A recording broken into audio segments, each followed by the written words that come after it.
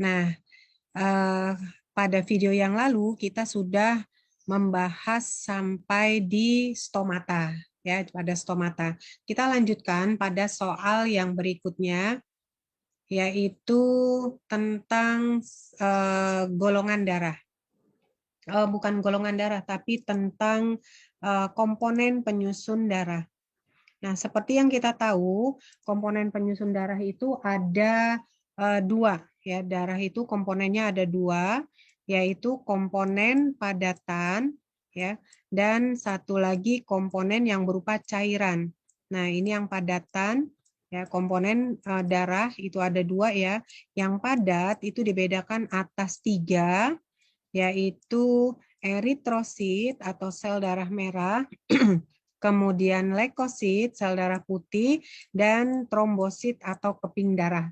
Nah, sedangkan yang cairan itu yang berupa cair dari bagian darah, ini disebut dengan nama serum.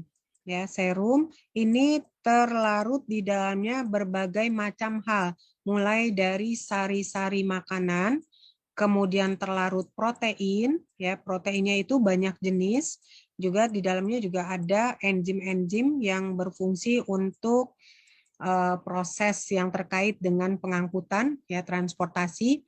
Nah, protein di situ ada protein darah, salah satunya adalah protrombin, ya, ini protein darah, dan fibrinogen, ini berupa protein juga tapi berupa benang-benang yang belum aktif. Protrombin ini adalah trombin yang belum aktif karena masih dalam bentuk pro. Kemudian dia terlarut juga di dalamnya ada antibodi, ya, selain dari sari-sari makanan ada protein, ada antibodi, kemudian ada juga yang namanya enzim, ya, dan lain-lain. Nah, inilah yang terlarut di dalam komponen darah yang berupa cairan. Nah, sekarang fokus pembahasan kita, kalau kita melihat pada soal, itu dikatakan bahwa darah orang yang sehat itu tidak ditemukan adanya kenaikan pH. Oh, ini salah, ini soal yang tadi nih. Tidak ditemukan adanya titik-titik, ini soal yang tadi ya, ini keikut. Nah, ini nih yang soal yang A ini ya. Maaf ya. Nah, tidak ada apa. Nah, sekarang kita lihat bagaimana mekanisme pembekuan darah. Ya, karena di sini ada terkait penjelasannya dengan pembekuan darah. Jadi, darah itu akan membeku, ya, kalau terjadi hal-hal berikut. Misalnya tubuh kita ini, jari kita ini, ya, ini ibu jari kita luka, misalnya ini ya. Nah, ini lukanya menganga seperti ini. Nah, berarti kan akan ada darah yang mengucur seperti itu. Kenapa darah itu mengucur?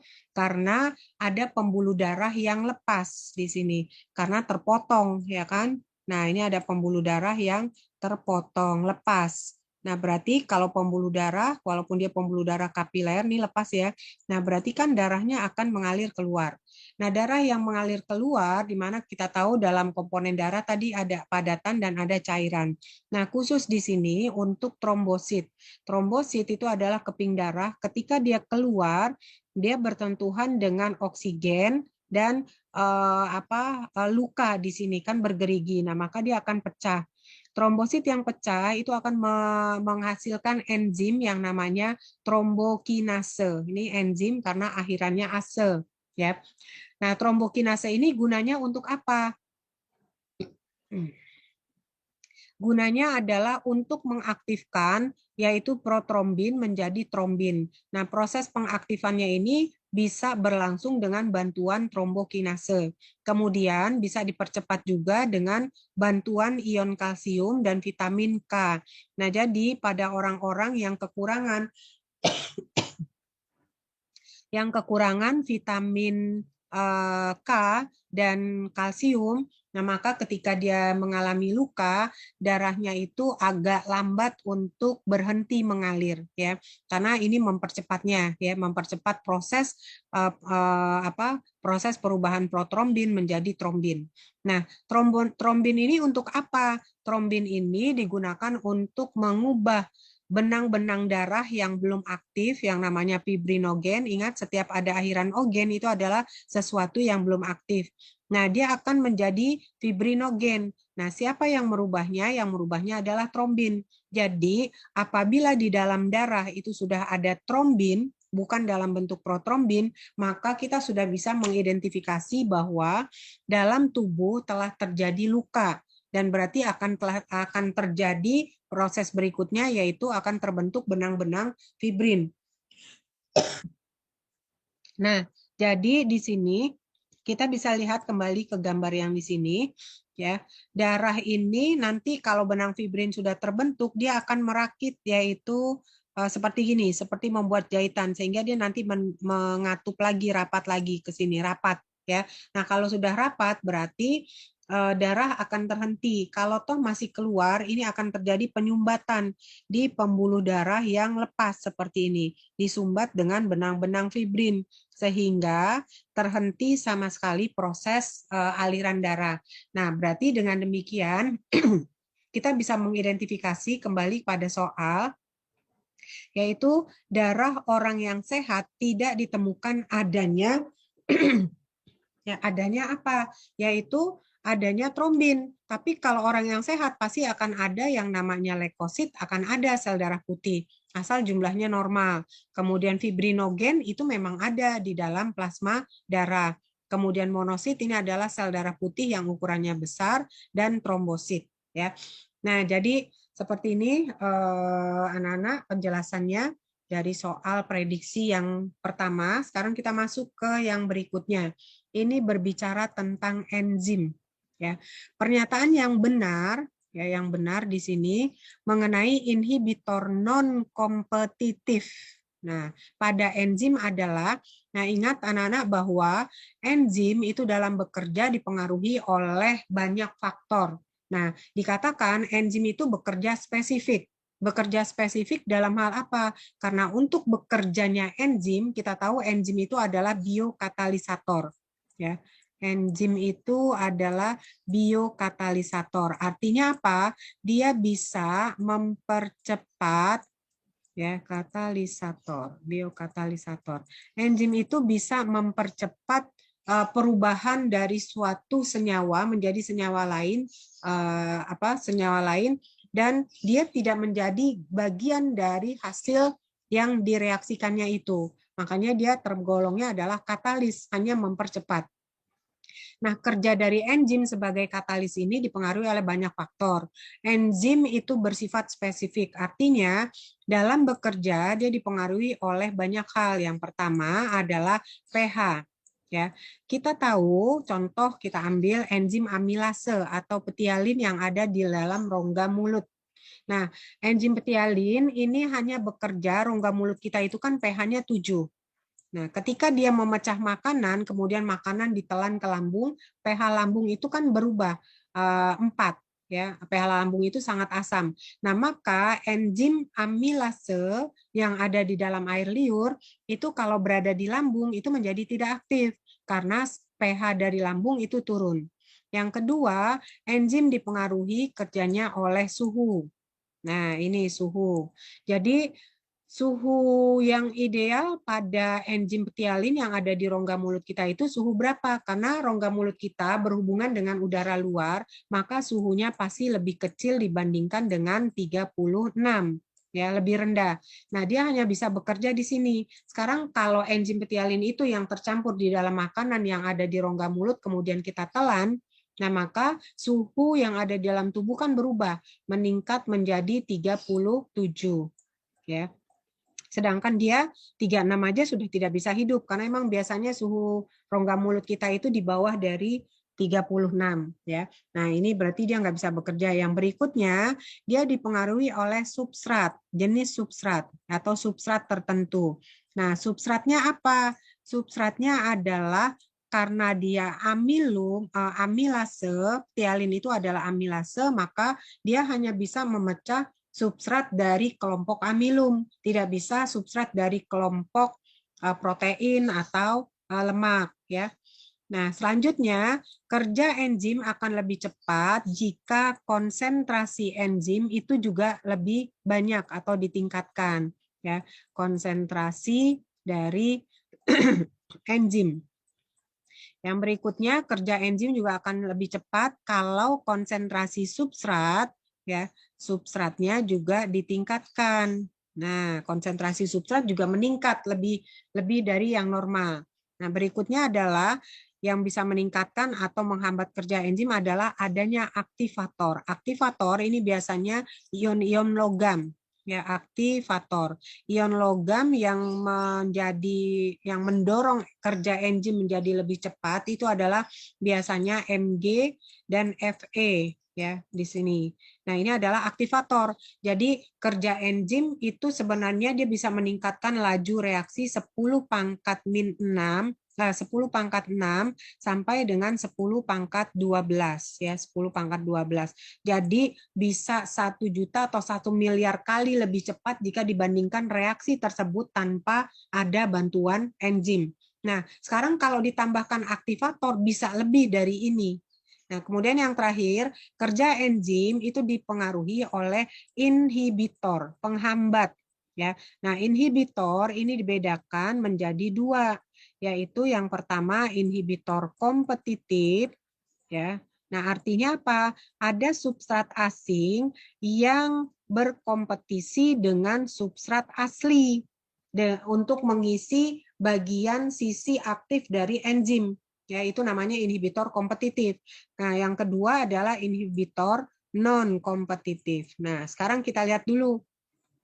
Di sini yang digambarkan adalah kerja dari inhibitor kompetitif, ya, kompetitif. Jadi ada suatu substrat, ya, suatu substrat di sini. Nah, substrat ini sebenarnya bukan, misalnya ini bukan amilum. Kalau misalnya ini amilase, ini pasti amilum yang ini.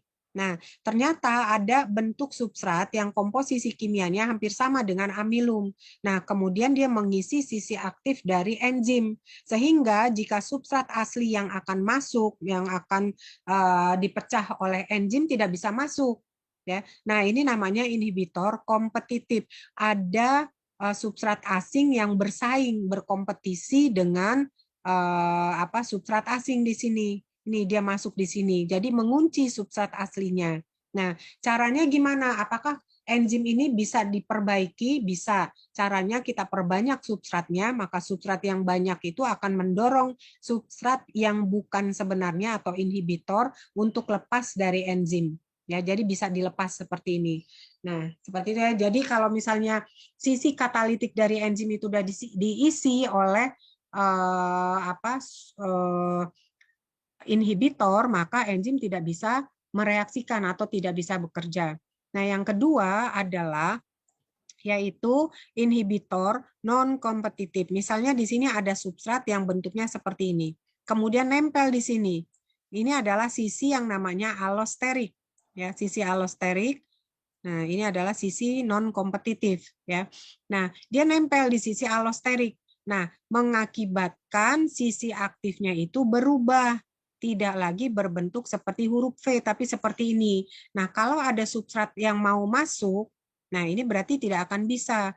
Nah, ya, jadi seperti ini. Ini yang namanya inhibitor non-kompetitif. Nah, berarti di sini ya yang terjadi adalah enzim mengalami kerusakan karena enzim kan terbuat dari protein. Nah, enzim ini mengalami denaturasi sehingga kalau dia mengalami denaturasi, dia tidak lagi juga bisa bekerja, ya, dan tidak bisa bekerjanya selamanya karena memang sisi katalitiknya sudah rusak. Beda tadi dengan inhibitor kompetitif. Ketika substrat asing ini lepas, kan sisinya tidak berubah. Nah, maka substrat asli yang akan masuk itu bisa dengan mudah masuk seperti itu. Nah, ini adalah soal yang berikutnya. Jadi, kalau kita lihat di sini berdasarkan soal melekat pada jadi apa nih? Inhibitor non kompetitif pada enzim adalah melekat pada sisi aktif. Salah ya, harusnya dia di sisi non katalitik atau non aktif atau sisi allosterik, ya. Dan mengubah sisi aktif enggak, karena kalau dia melekat pada sisi aktif berarti dia namanya bukan non kompetitif, kan kita carinya yang non kompetitif kan. Kalau dia melekat di substrat yang di sisi katalitiknya berarti dia adalah inhibitor kompetitif. terus melekat pada substrat sehingga menghalangi kerja enzim. Ya enggak dong, masa ini inhibitor nempelnya di substrat, ini juga enggak. Kemudian menghambat sisi aktif agar tidak berikatan dengan substrat. Nah, ini kan juga sama maknanya dengan yang A.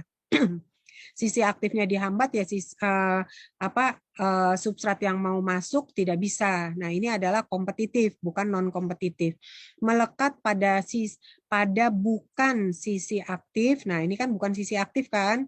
Dan mengubah sisi aktifnya. Betul, sisi aktifnya dirubah sehingga dia mengalami denaturasi. Nah, jadi jawabannya adalah yang delta. Ya. Atau yang D kita lihat mengubah sisi aktif sehingga menurunkan energi aktivasi. Enggak. Ya, salah itu. Oke, anak-anak kita lanjutkan. Dalam alat percobaan Stanley Miller ditemukan asam amino sebagai hasil percobaannya. Sumber karbon untuk membentuk asam amino berasal dari, nah sekarang kita lihat ya, ini adalah rancangan teori asal-usul kehidupan yang awal mulanya dicetuskan dalam bentuk hipotesis, ya hipotesis oparin. Ya, oparin hipotesis. Dia berasumsi dulu atmosfer yang purba, hipotesis ya. Nah, ini hipotesisnya dari yang namanya oparin. Nah, dia berasumsi bahwa dulu atmosfer yang purba itu belum banyak unsur-unsur yang terlarut di dalam gas atau udara atmosfer purba. Jadi dia menduga hanya ada yaitu gas-gasnya itu adalah H2O, CH4, NH3, dan H2. Nah, ini diduga.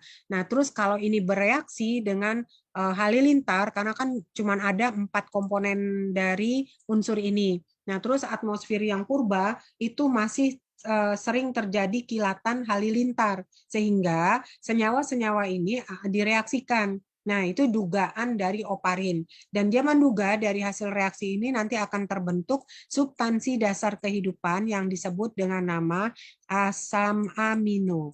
Ya, seperti ini, asam amino. Nah, sekarang kemudian dibuktikan hipotesisnya oleh muridnya yang namanya Stanley Miller.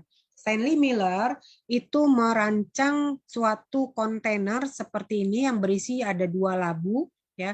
Nah, labu di sini juga ada kondensornya dan ada labu satu lagi untuk mendidihkan air. Nah, untuk apa air itu dididihkan? Karena menurut hipotesis dari oparin, air pada atmosfer purba itu tidak ada, tapi yang ada hanya uap air.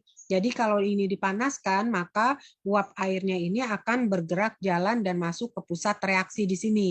Ya, kemudian unsur-unsur yang diduga oleh oparin seperti H2 seperti CH4 dimasukkan ke sini. Kemudian NH3 dimasukkan juga dari sini dan akhirnya terkumpul di ruang reaksi. Kemudian di sini dipasang listrik dengan tegangan yang tinggi dengan seolah-olah dia mirip dengan energi halilintar.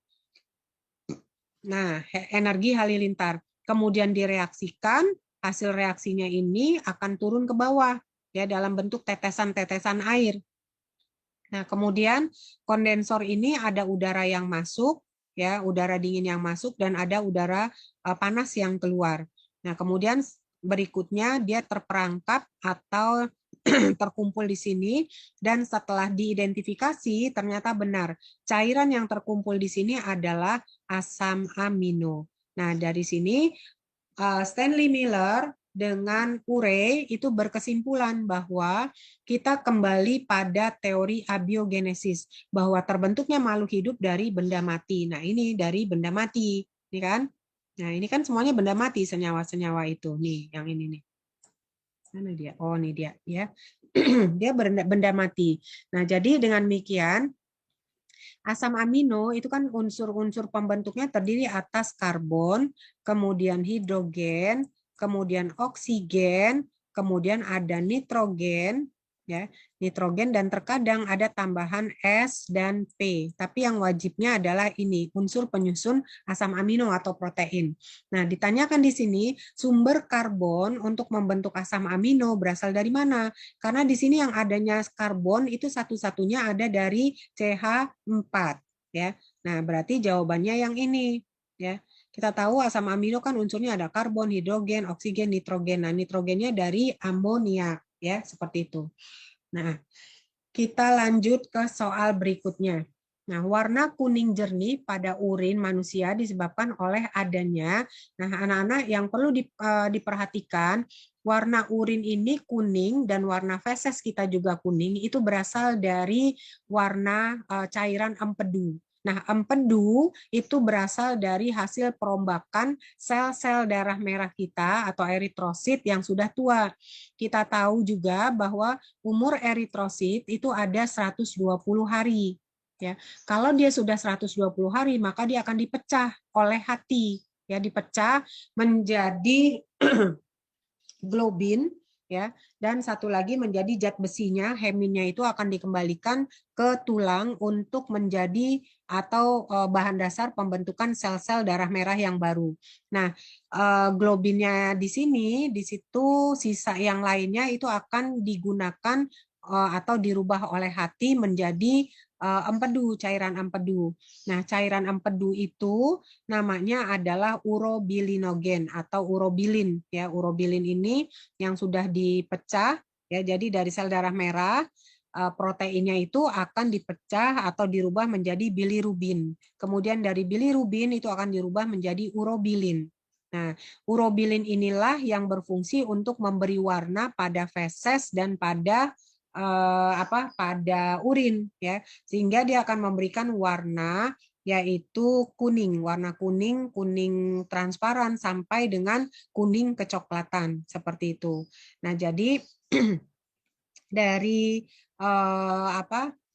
dari pertanyaan ini, warna kuning jernih pada urin manusia disebabkan oleh adanya urobilin. Kalau protrombin bukan ya, karena ini adalah protein darah yang terlarut di dalam darah, dalam serum ya. Biliverdin ini adalah hasil perombakan dari sel darah merah juga, tapi tidak akan menjadi zat warna. Globulin ini adalah protein darah ya, globulin. Bilirubin ini adalah hasil pertama dari pemecahan sel darah merah menjadi zat warna empedu, bilirubin. Ya, kemudian bilirubin dioksidasi menjadi urobilin. Ya, nah urobilin inilah yang berwarna kuning jernih atau kuning sedikit kecoklatan. Berikutnya anak-anak kita lanjut pada siklus Kelvin. Ya, siklus Kelvin pada fotosintesis juga ditentukan oleh adanya reaksi terang atau siklus Hill atau siklus Hill titik. Pada reaksi gelap membutuhkan hasil dari produk reaksi terang yang berupa apa? Nah, masih ingat anak-anak bahwa fotosintesis ini dibedakan atas dua, yaitu reaksi terang atau reaksi tergantung cahaya. Apa sih reaksi ini? Reaksi ini adalah suatu reaksi yang mengkonversi energi matahari, ini dikonversi, dirubah menjadi energi kimia. Nah, ini dikonversi ya, menjadi energi kimia. Nah, apa energi kimianya? Ada dua jenis, yaitu ATP dan NADH2. Nih, NADH2. NADP ya, NADPH2. Nah, seperti ini. Ini adalah energi kimia. Ya, energi kimia yang nanti akan dipakai untuk apa? Untuk reaksi gelap. Jadi reaksi gelap ini bukan berarti terjadinya malam hari. Ya, salah ya. Jadi dia terjadi pada siang hari bisa, pada malam hari juga bisa. Karena ya reaksi ini artinya adalah reaksi yang memang tidak membutuhkan adanya cahaya. Ya, dia tidak butuh cahaya.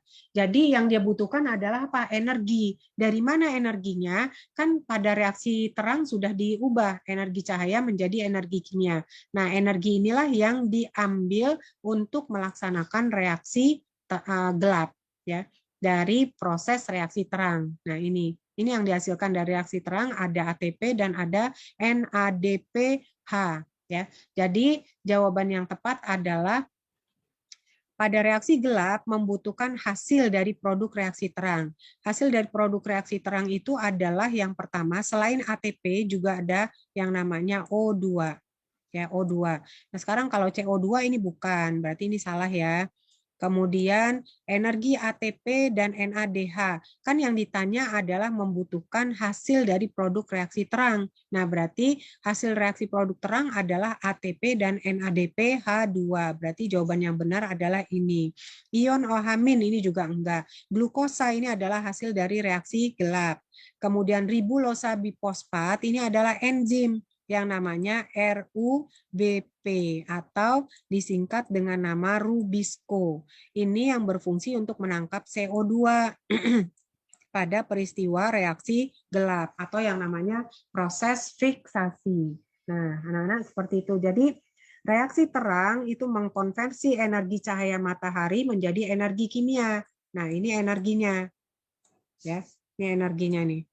Nih, ya. Nah, kalau reaksi gelap itu merubah CO2 menjadi glukosa. Nah, ini adalah reaksi gelap, ya, reaksi gelap. Terjadinya di dalam stroma, ya, terjadinya dalam stroma. Sedangkan kalau reaksi gelap terjadinya di dalam grana dari kloroplas. Kita lihat yang berikutnya. Pada proses embriologi perbandingan, kita ingat lagi penjelasan Ibu tentang evolusi. Pada proses embriologi perbandingan, setelah terbentuk embrio pada vertebrata akan terbentuk organ ekstremitas. Organ ekstremitas ini adalah tungkai ya. Kalau pada manusia disebut tangan dan kaki. Nah itu maksudnya tungkai depan, tungkai belakang. Tungkai depan itu adalah tangan, tungkai belakang itu adalah kaki, atau dalam bahasa biologinya ekstremitas itu adalah ya sama dengan tangan atau kaki. Ya, terbentuk organ ekstremitas yang berbeda-beda. Hal ini menunjukkan adanya peristiwa. Sekarang kalau kamu perhatikan ini pertumbuhan embrio pada tahap awal triwulan pertama seperti ini, semuanya sama. Nah, dengan kesamaannya ini makanya pengikut-pengikut Darwin mengatakan bahwa antara makhluk hidup yang tergolong dalam satu subfilum vertebrata itu dulunya moyangnya sama. Nah, buktinya apa? Kalau dia moyangnya sama, berarti akan ada bentukan yang juga sama. Ternyata di sini pada perkembangan embrio tahap awal yang ini antara satu dengan yang lainnya sama. Kita tidak bisa membedakan ini embrio apa, nggak bisa tahu, ya. Nah, selanjutnya setelah masuk pada perkembangan yang ketiga, ini adalah perkembangan embrio tahap 3, kita sudah mulai bisa membedakan di sini karena ekstremitasnya sudah muncul. Nah, yang di sini ikan, ekstremitasnya adalah sirip, ya, sirip dada dan sirip ekor. Nah, kemudian kalau salamander, ya, ini ekstremitasnya adalah kaki dan tangan. Kemudian kalau kura-kura juga kaki tangan. Ayam itu juga kaki dan tangan sampai ke manusia. Nah, kan kalau seperti ini ekstremitas sudah muncul, sudah dengan cirinya masing-masing. Nah, berarti di sini menunjukkan bahwa kenapa mereka bisa sama dulu waktu tahap perkembangan tahap pertama karena mereka berasal dari satu moyang. Nah, gambaran yang seperti ini udah berbeda-beda, padahal dulunya satu moyang, ini ada moyangnya, terus sekarang berubah menjadi 5 variasi seperti ini. Nah, maka ini disebut evolusinya adalah evolusi yang menyebar. Evolusi yang menyebar itu nama lainnya adalah evolusi divergen. Kalau evolusi konvergen itu menyempit. Contoh, kita ambil yang namanya paus. Paus ini adalah mamalia. Ya, mamalia itu adalah hewan menyusui. Tapi kalau kita lihat bentuknya seperti ikan. Ya, paus itu kan kita tahu bentuknya seperti ikan. Nah, seperti ini. Nih. Nah, ini paus ini ada ini itu. Tuh, seperti ini. Ya, seperti ikan. Sedangkan satu lagi padahal dia adalah mamalia ya. Paus itu adalah mamalia. Nah, sekarang kita ambil ikan di sini. Contoh ikan nila. Nah, ikan nila juga sama bentuknya dengan bentuk paus, yaitu berbentuk ikan juga. Nah, maka kita lihat padahal ini dua kelompok yang berbeda. Satu mamalia, satu lagi ikan, ya, Pisces. Nah, mereka memiliki kemiripan bentuk. padahal berasal dari kelompok yang berbeda. Maka ini disebut dengan nama evolusi konvergen, artinya menyempit. Ya, dari sesuatu hal yang berbeda jauh, akhirnya memiliki kesamaan bentuk. Tapi kalau evolusi divergen, dari satu menyebar menjadi beragam macam bentuk. Contoh kasus ini evolusi divergen itu contoh pada radiasi adaptif pada burung finch. Ya. Nah, jadi jawabannya adalah evolusi divergen. Kita lanjut pada soal sebab akibat. Bakteri yang mampu mengubah amonia menjadi nitrat adalah nitrobakter. Nah, itu betul, nitrobakter. Jadi dari amonia menjadi nitrat itu sebenarnya ada beberapa tahapan. Karena dari NH4 ya NH4 ini akan dioksidasi dulu tambah oksigen sehingga dia nanti akan berubah menjadi nitrit NO2. Nah, bakterinya adalah Nitrosomonas. Ini nama bakterinya Nitrosomonas. Ya, Nitrosomonas. Dan satu lagi ya, ada bakterinya namanya Nitrosococcus. Nah, ini adalah dua-duanya bakteri nitrogen, Nitrosococcus ya. Nah, kemudian N2 ini akan dioksidasi lagi dengan oksigen. Maka dia akan berubah menjadi NO3 atau nitrat. Nah, ini diperlukan bakteri yang namanya nitrobakter. Ya, seperti itu. Jadi, tapi walaupun demikian, bakteri yang mampu mengubah amonia menjadi nitrat itu adalah nitrobakter. Itu betul. Pada ujungnya kan menggunakan nitrobakter. Nah, nitrobakter banyak ditemukan pada tanah yang gembur dan banyak oksigennya. Betul. Karena untuk merubah nitrit, ini kan, ya, mengubah nitrit, dia membutuhkan oksigen. Nah, oksigen itu didapatkan dari mana? Dari udara. Nah, berarti kalau tanah itu banyak mengandung oksigen, maka tanah itu gembur. Tapi kalau tanah itu padat, liat, ya, maka rapat, kan itu tidak ada oksigen. Nah, seperti itu. Jadi pernyataan di atas benar, pernyataan di bawah juga benar dan ada hubungannya, ya. Jadi hubungannya seperti itu, dia akan tumbuh subur di tanah yang si nitrobakter ini tanah yang gembur. Maka ini jawabannya adalah yang A. Kita lanjut. Burung hanya mempunyai satu ovarium, betul ya. Nah, ovarium mana yang tetap tumbuh? Nah, yang perlu anak-anak ketahui bahwa burung itu ya, ini kalau kita gambarkan tuba fallopinya, nah ini ovariumnya. Ovarium yang sebelah kiri ya, ovarium sebelah kiri itu ada, tapi kalau ovarium sebelah kanan ini enggak ada. Nah, berarti dia cuma punya satu ovarium. Nah, ini ya, ini pada burung ini keunikannya. Jadi nanti kalau dia bertelur itu hanya ada di sini di salurannya nih, telur-telurnya ya, bisa lebih dari satu. Ovarium kanan pada burung telah tereduksi menjadi sehingga tinggal satu ovarium. Betul, dia tereduksi artinya menyusut. Sehingga tinggal hanya satu ovarium. Betul. Sekarang kalau kita lihat di sini, ini menyatakan tentang burung hanya mempunyai satu ovarium saja, yaitu ovarium kiri. Betul. Ya. Nah, harusnya kalau misalnya pernyataan di bawah ini kan juga betul ya.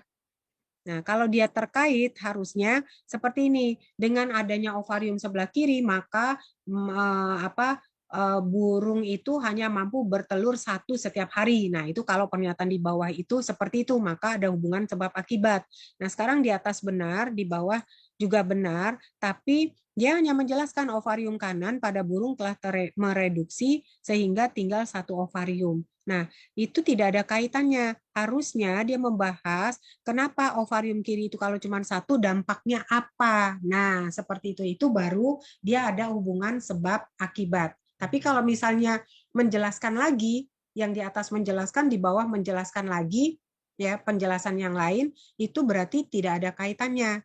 Ya, nah seperti itu. Jadi jawaban yang seperti ini adalah yang B. Pernyataan di atas benar, pernyataan di bawah benar, tapi tidak ada hubungan sebab akibat. Ya, seperti tadi. Kita lanjut. Seorang wanita carrier buta warna, berarti kan kalau kita simbolkan X titik X, ya kan? Ini adalah X yang cacat.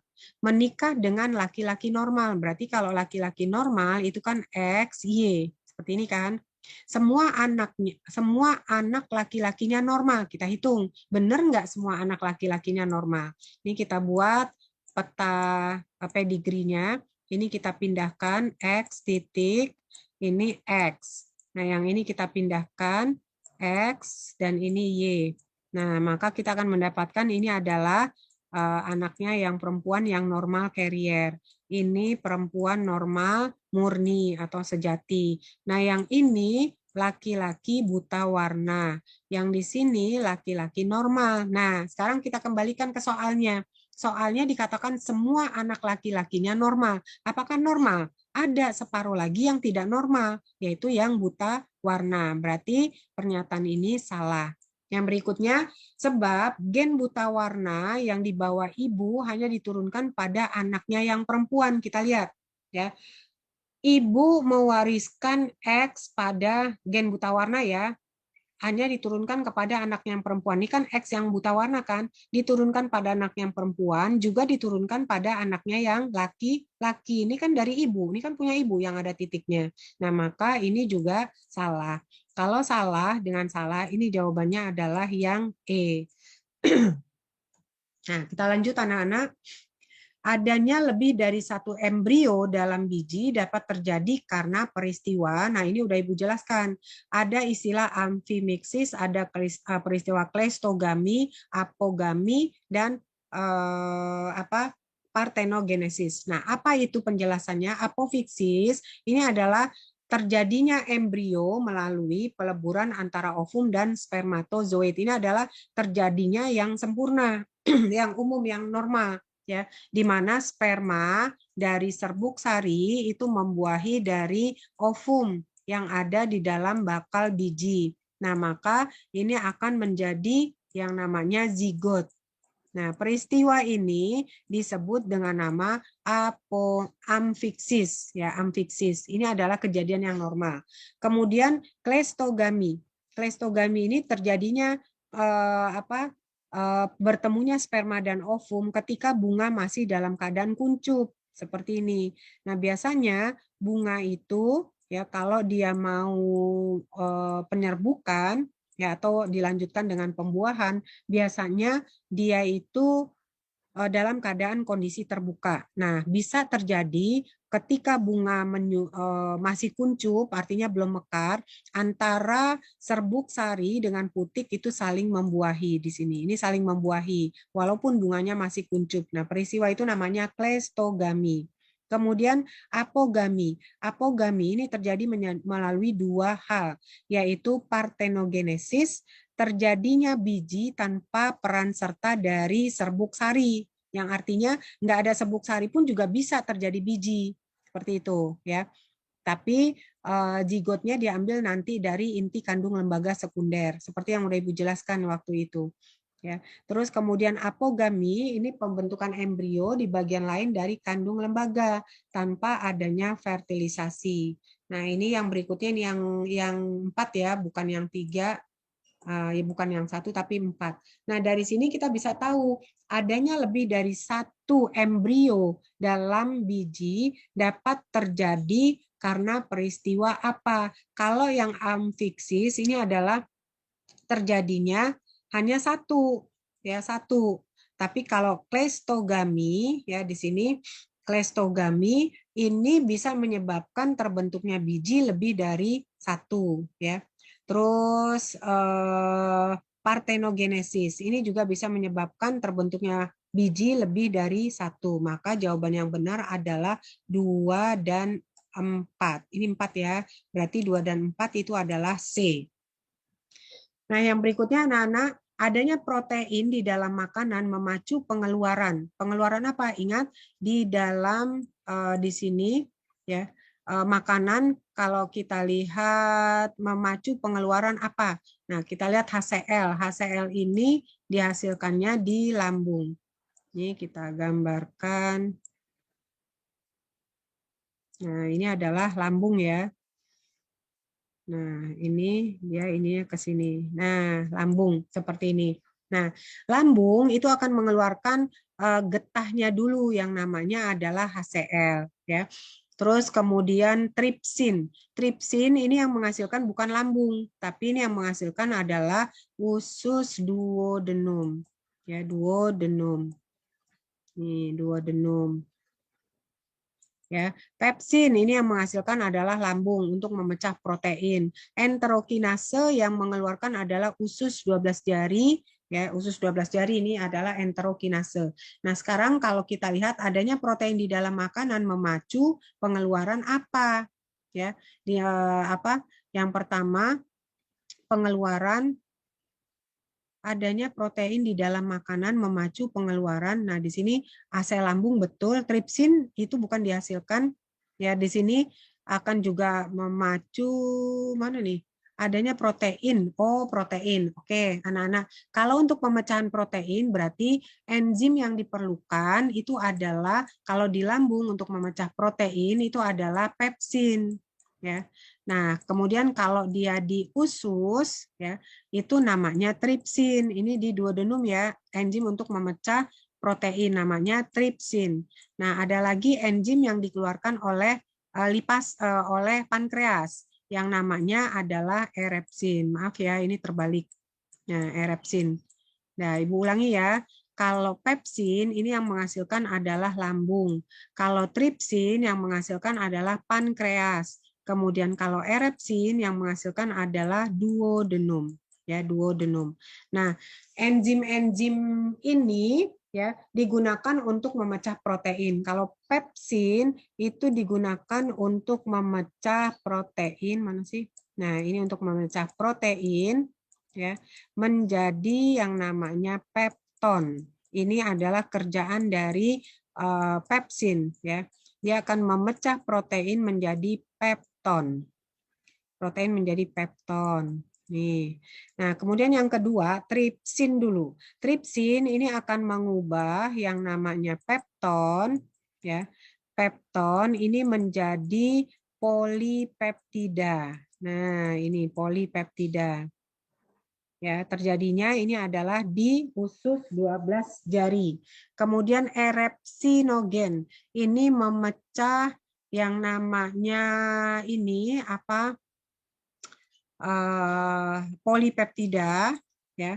Polipeptida menjadi apa? Dirubah menjadi asam amino. Nah, anak-anak seperti inilah proses pemecahan makanan yang mengandung protein. Ibu tadi nggak baca ya, makanya agak bingung tadi, maaf ya. Nah, ini ada proteinnya. Jadi, kalau yang untuk memecah protein itu adalah ya tripsin, kemudian pepsin, ya. Terus kalau enterokinase ini untuk memacu pengeluaran lemak, mengemulsikan lemak, tidak ada kaitannya dengan protein. Nah, kemudian enzim yang namanya pepsinogen itu akan aktif menjadi pepsin itu dari berkat peran serta dari HCl, asam lambung. Berarti jawabannya yang 1, 2, 3 benar. 1, 2, 3 benar itu adalah yang A. Seperti itu. Kita lanjut. Oh, sudah selesai ternyata. Nah, anak-anak, sampai di sini penjelasannya. Mudah-mudahan bisa dipahami apa yang Ibu jelaskan dan kamu bisa bersiap dan tetap semangat untuk terus berjuang. Berjuanglah para pejuang-pejuang PTN ya. Doa Ibu itu selalu menyertai, semoga kamu sukses ya untuk mendapatkan PTN yang kamu impikan. Oke, silakan diulang-ulang lagi videonya supaya kamu bisa memahami dengan baik. Jadi Ibu cukupkan. Billahi taufik wal hidayah. Wassalamualaikum warahmatullahi wabarakatuh.